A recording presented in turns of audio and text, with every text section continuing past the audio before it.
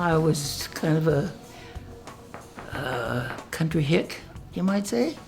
And my friends, I had friends that were kids from the country, and I had friends that were kids that lived in town. And so I was kind of right between the two of them. But I was really just kind of a country, as I said, a country hick. They had a bus to come and pick us up. We had to walk down to the corner, which was about 3/4 of a mile. So we'd walk down the corner, and they had a yellow bus down there to pick us up. And I can remember we used to be able, when it was cold, we could wear slacks underneath our skirts or dresses, but we couldn't wear them. I mean, when we got to school, we had to take the slacks off because we weren't allowed to wear them in school.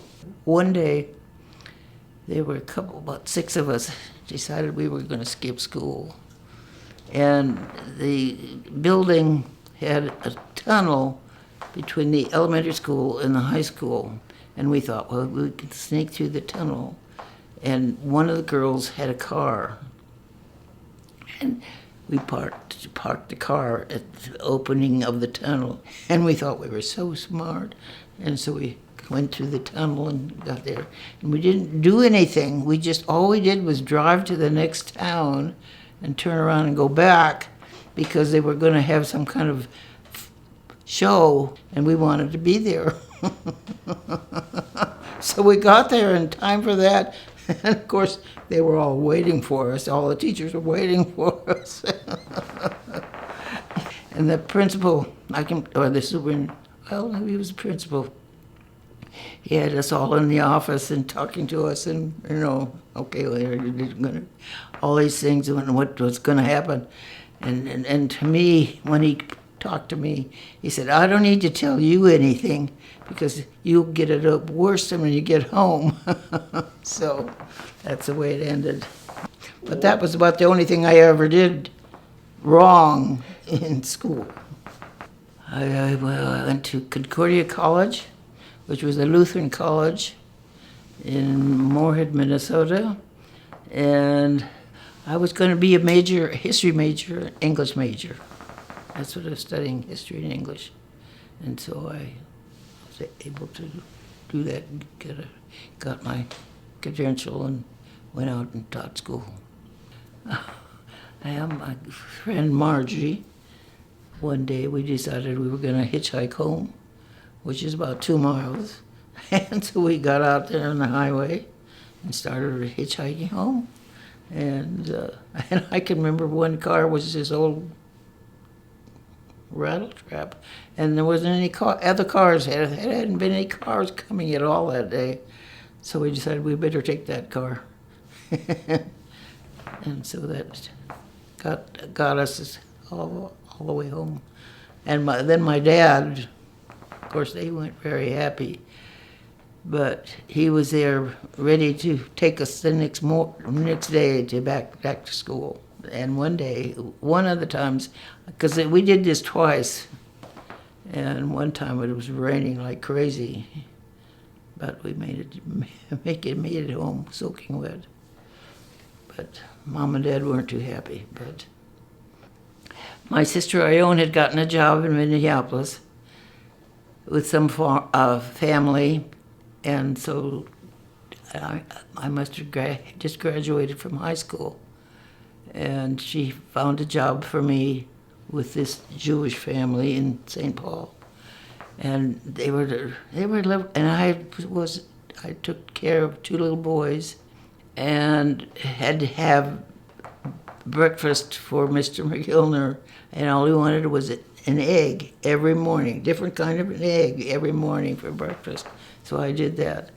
And one time, Mrs. McGillner was, during the summer, because this is when I worked with her, for her, she was canning, and she was making pickles, dill pickles, and she was putting garlic things in them, but her pickles were so good, and I remember telling her how good they were, and And so she was in, and then I was trying to lose weight, and so Mrs. McGillner said, well, she said, you know, I can't let you go home and have your mother think that those Jewish people are starving you to death.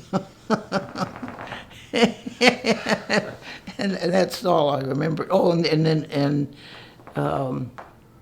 this was the time for the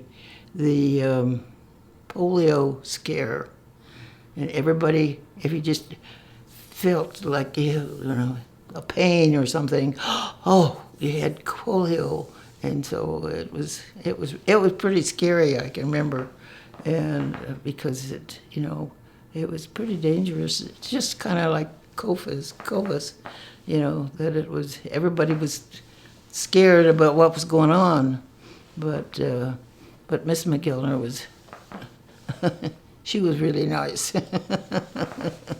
Well, one time I stayed with Evelyn, my older sister, when I was about 8, and I think I learned to play jacks,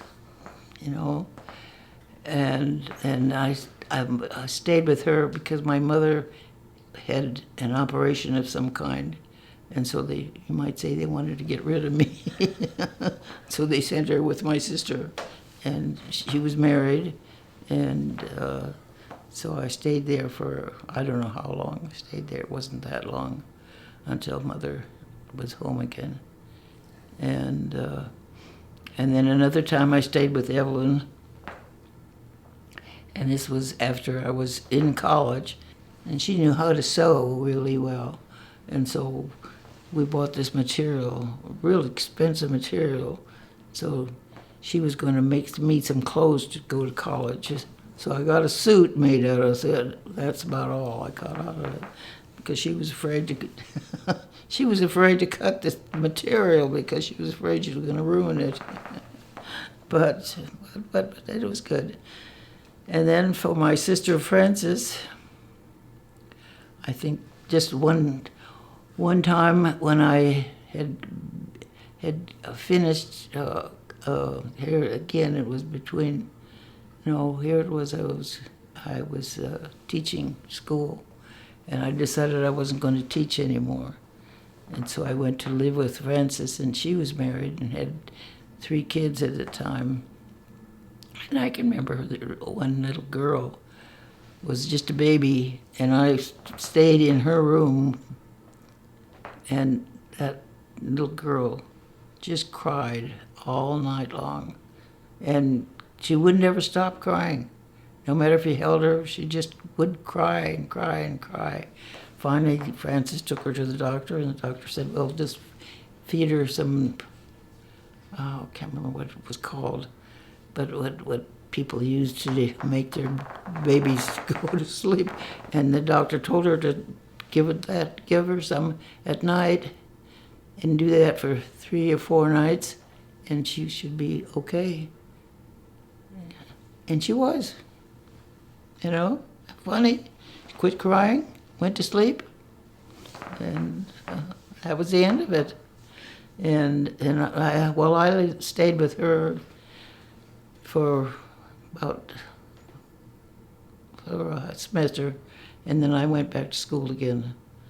And but that was the only time I stayed with Frances.